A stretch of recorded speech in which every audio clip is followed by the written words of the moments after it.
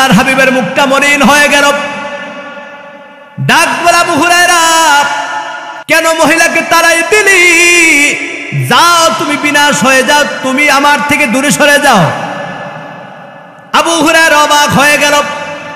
নবীজি ডাক বলে, আবু হুরায়রা, এই মহিলা যে গুনাহ করেছে, অন্যায় করেছে, কিন্তু মহিলা মাপ পাওয়ার জন্য প্রতিটা নিয়ত চোখের পানি ফালাইয়া সে আল্লাহর কাছে কান্না করে। এই মহিলা যখন তোমার কাছে আসছে, তুমি যখন ফিরাই দিছো, এই মহিলা এক মুহূর্তের জন্য কান্না বন্ধ করে নাই। জানো আবু হুরায়রা, আল্লাহ তাআলা এই মহিলার চোখের পানি এমন ভাবে কবুল করেছেন, আল্লাহ পাক রব্বুল আলামিন এই মাত্র জিবরাইলের মাধ্যমে এই মহিলার কারণে আল্লাহ কোরআনের আয়াত আল্লাহ নাজিল করে দিয়েছেন। আল্লাহর হাবিবের প্রিয় সাহাবী হযরত আবু হুরায়রা রাদিয়াল্লাহু তাআলা আনহু, তিনি একদিন যখন ঘর থেকে বাহির হলেন, একটা মহিলা পিছন দিক দিয়ে ডাক দিল, আবু হুরায়রা, আমি বহুদিন যাবত তোমাকে খুঁজতেছি একটা কথা বলার জন্য, কারণ আমি জানি তুমি সবথেকে নবীর কাছের সাহাবী। আবু হুরায়রা ডাক দিয়ে বলে, মহিলা কি বলবা, তাড়াতাড়ি বলো। ওই মহিলা চোখের পানি ফালাইয়া ডাক দিয়ে বলে, আবু হুরায়রা, আমি জীবনে এমন একটা পাপ করেছি, এমন একটা অন্যায় করেছি। এ মা বোনেরা, একটু ভালো করে শুনে নাও, যুবক ভাইরা আমার, আজকে তুমি আমি কত গুনাহ করেছি, অন্যায় করেছি, পাপ করেছি। এই গুনাহ নিয়ে যদি মারা যায়, জাহান্নাম ছাড়া কোনো উপায় নাই রে ভাই। কিন্তু আল্লাহর দরবারে তওবার দরজা খোলা আছে, বন্ধ হয় নাই। আবু হুরায়রার কাছে মহিলা ডাক দিয়ে বলো, আবু হুরায়রা, আমি যে গুনাহ করেছি, অন্যায় করেছি, এই গুনার কারণে আমি প্রতিটা রাত ঘুমাইতে পারি না। আমি যখন বিছানার মধ্যে মাথা দেই, এই গুনাহটা আমাকে বলে, তুই ঘুমাইস না, ঘুমাইস না, আল্লাহ তোকে মাফ করবে না। আমি যখন খানা খাইতে যাই, আমার মনে হয় খানা বলে, তুই পাপী, খানা খাইস না। আমি যখন পানি খাইতে যাই, আমার মনে হয় পানি বলে, তুই পাপী, খানা খাইস না।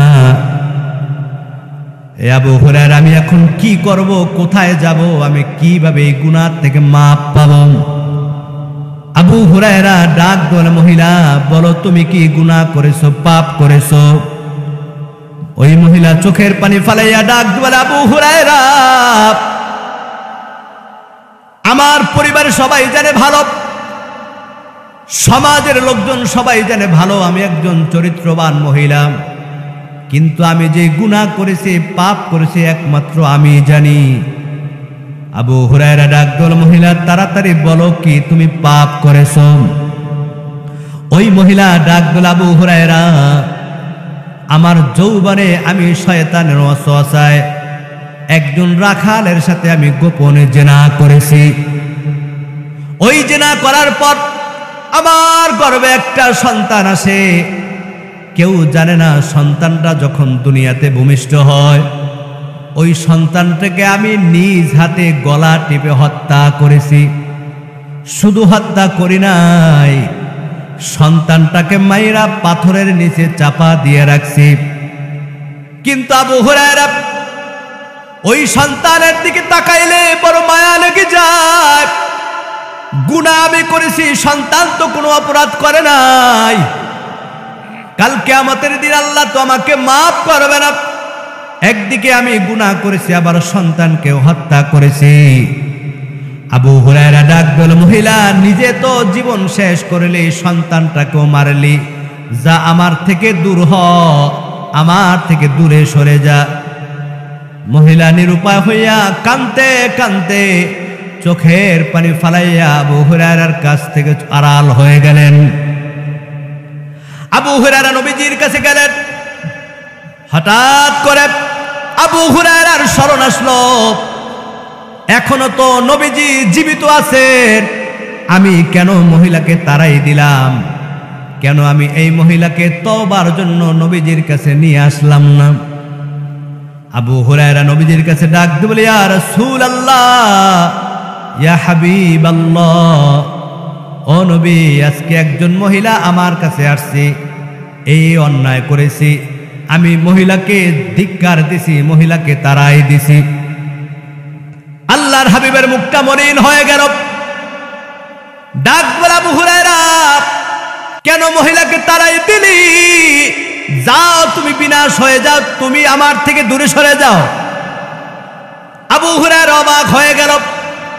নবীজি ডাক বলে, আবু হুরায়রা, এই মহিলা যে গুনাহ করেছে, অন্যায় করেছে, কিন্তু মহিলা মাপ পাওয়ার জন্য প্রতিটা নিয়ত চোখের পানি ফালাইয়া সে আল্লাহর কাছে কান্না করে।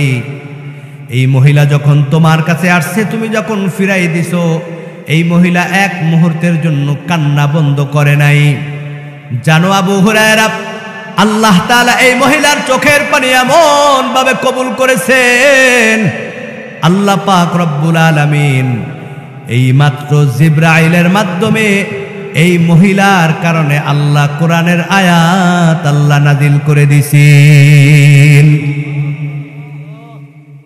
ইল্লা মান তাবা ওয়া আমানা ওয়া আমিলা আমালান সালিহান। আল্লাহর হাবিব ডাক দিলেন, আবু হুরায়রা,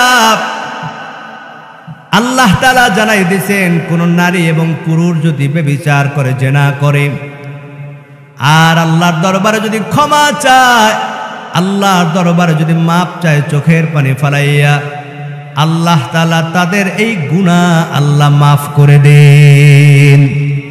এ আবু হুরায়রা, মহিলাকে সুসংবাদ শুনাই দাও, আল্লাহ এই মহিলার গুনাহকে আল্লাহ মাফ করে দিয়েছেন।